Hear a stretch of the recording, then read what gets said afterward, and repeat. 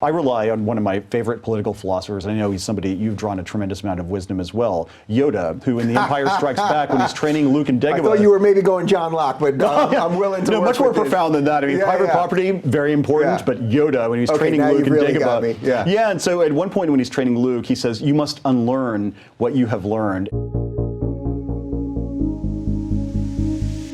You guys have different rules depending on the medium. How sort of complicated is that these days? You've put your finger on one of the central problems in communications policy is that Congress sets the law, and that law reflects a snapshot of the marketplace in a moment in time. And that snapshot, especially in the technology sector, very quickly becomes yellowed with age. And so we hear constantly, for example, from broadcast TV companies saying, look, we're competing in the same space with Google and Facebook and other companies who don't face the same legacy regulations that we have to deal with. You need to change that. And different sectors of the economy say the same thing. There's always the problem of government trying to fit the square peg of the marketplace into the round hole of the law. So what do you say to those guys when they say that? Because that's a pretty compelling argument, I think. I mean, sometimes now you watch, like we have regulations on what commercials could say be on television versus the internet. Pretty much anything could be out there. So the way I think about it, the thing I told my team from the beginning, and I've told them every day since, is think about where the marketplace is right now. How would you construct a regulatory framework to deal with the marketplace as it stands today? And to the maximum extent permitted by law, we should adjust our regulations, modernize them to reflect that marketplace. And I rely on one of my favorite political philosophers, and I know he's somebody you've drawn a tremendous amount of wisdom as well, Yoda, who in The Empire Strikes Back, when he's training Luke and Dagobah. I thought you were maybe going John Locke, but I'm willing to. No, much more profound than that. I mean, private property, very important, but Yoda, when he's training Luke and Dagobah. And so at one point when he's training Luke, he says, "You must unlearn what you have learned." And that is so true when it comes to Washington. The regulatory impulse is so strong. When you see an Uber or a Lyft, oh, that's a taxi cab company. Let's slap all the taxi cab regulations on it. Airbnb, oh, that's a hotel company. Same thing in the telecom sector too. Let's try to shoehorn all of these legacy regulations onto these new companies and to maintain those legacy regulations on the established companies. My goal is pretty simple, to just modernize our regulations to reflect the marketplace we're in. Unlearn what you have learned when it comes to telecom policy, and you'll unleash all kinds of innovation and investment that ultimately benefits consumers. We don't want to disincentivize companies from competing and innovating, because ultimately the consumer welfare is what's at stake here. More importantly than any of this, where are you at with the new Star Wars? Yeah, so this, I haven't really been a big fan, except for, I will say, I thought Force Awakens was okay. Yes, Force Awakens was fine. I thought Rogue One, that was awesome. I mean, I need more Force. Really? Yeah, without the Force. I know, that ending scene, though, was incredible. No, the ending was amazing. I mean, because then it really feeds into the first scene in episode 4, and it's, but no, Force Awakens was pretty good, I thought. So you give me 2 hours of the last 5 minutes of Rogue One, 2 hours of just an onslaught, then I'm thrilled. But all right, let's not get lost there, because I sense we could probably do that for a couple hours. So a lot of this is sort of just fighting the Washington machine, right? Like sort of the machine itself is designed to create regulation, right? So they see something like Uber come out. Now everyone loves Uber and it's changing the business, but now you've got all these interests with the taxi companies. And then suddenly you then have to fight the impulse to basically crush them too. That's a pretty amazing position to be in. It's very difficult, and there are two very powerful forces in Washington. One is regulatory inertia, that it's very easy to maintain the rules on the books because they've always been on the books and they should always therefore be on the books. But the other one is some of the entrenched interests that say, look, no matter any regulatory change is going to disadvantage somebody, and so they will complain.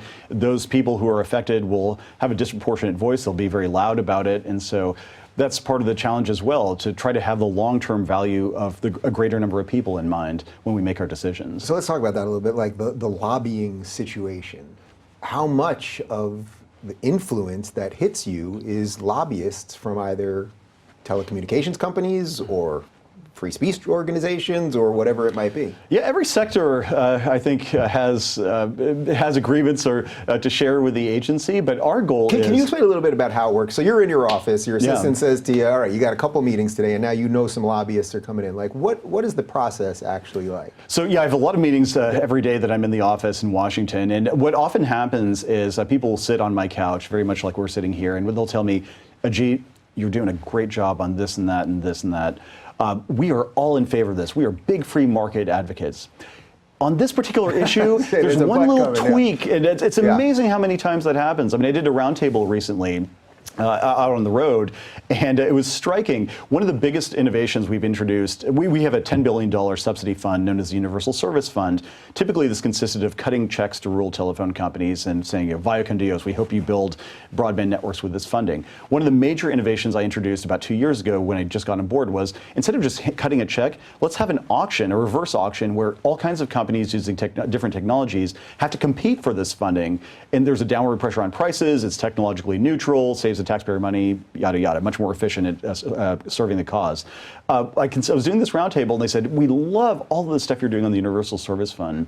It might be helpful, though, to exempt us from the auction mechanism, because look, I understand from their business perspective it makes sense, but my goal can't be to vindicate any private interest. It is not to vindicate any private interest. It's to uphold the public interest, and that's going to make people unhappy in many cases, because many business plans might not survive or might not thrive in an environment where that kind of competition is embraced by the regulator. So let's back up a little bit to your philosophy again, which basically you're saying free markets, you want them to do as much as possible, and yet you're the guy that has to come in and give some regulation around the public good.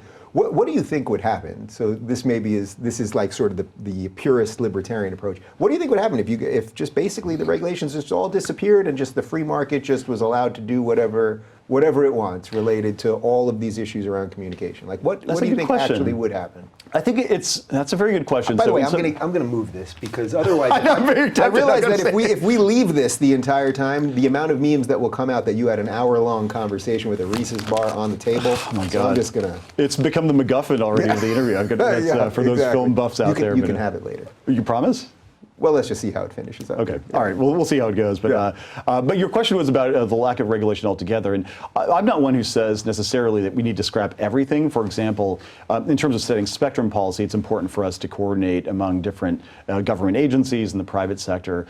But I do think that it would be an interesting experiment in some of these areas if the government got out of the business. I'll give you one example.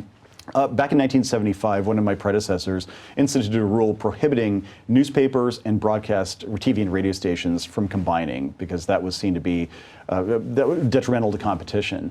Does anyone really think in 2019 that local newspapers or local radio stations are the dominant force in any particular market, especially some of the smaller markets? I mean, I don't really think so. And so if we got rid of regulations there, I don't think it would lead to all this consolidation. To the contrary, it would enable them to compete with the Googles and the Facebooks and the Pandoras and Spotifys and others who are out there distributing information. And so, to me at least, I think it's an interesting thought exercise. And as that denominator, so to speak, grows, as more people start to compete in the same space, I think it's important for government to have an intellectually honest assessment of what competition is. That denominator is much broader than broadcast radio, for example. It's all those streaming services and podcasts and all the rest of it that people just want to consume information. Information, honestly, is the denominator in many cases. So I think there's probably a certain amount of people listening to this going, all right, he's down with the free markets. He's trying to use the light touch when possible. Yeah. How was this guy nominated by Obama? This sounds more like, say, a conservative or a Republican approach. Can you talk about that a little bit? Yeah, so traditionally, commissioners who are in the minority, so the FCC, I should have backed up, the 5 commissioners I mentioned, 3 of whom are of the president's party, 2 are of the minority party, the party out of power. So I was nominated in 2011, confirmed in 2012 for one of the minority party seats. And by tradition, going back a couple of decades, the leader of the Senate leader of the party out of power makes a recommendation to the White House on who those minority commissioners should be. And so in my case, Senator McConnell recommended to President Obama, we recommended Ajit for this slot.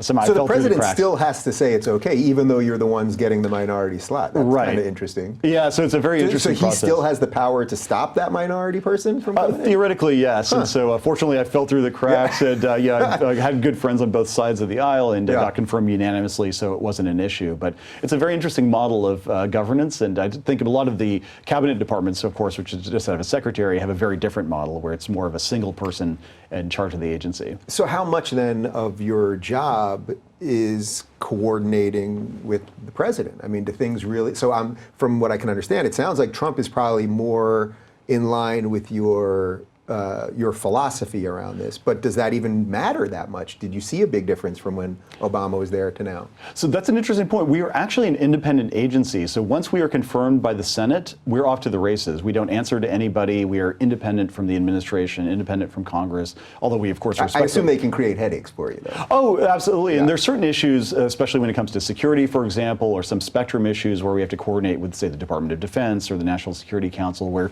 we do work with White House and administration agencies all the time. But one of the things that the president-elect told me when I interviewed for the job in January 2017 was, I'm giving you this job because I believe you're going to do terrific things. Do the job. You know, I'm trusting you with this responsibility because I know you'll execute as you see fit, and we'll back you up 100% of the way. And so that's been largely what it's all been about. We've been pursuing a lot of different initiatives, and they've been supportive, especially on things like 5G, where we think it's a national priority, not just an FCC priority, for America to lead the world in this next generation technology. If you're looking for more honest and thoughtful conversations about politics instead of nonstop yelling, check out our politics playlist. And if you want to watch full interviews on a variety of topics, watch our full episode playlist all right over here. And to get notified of all future videos, be sure to subscribe and click the notification bell.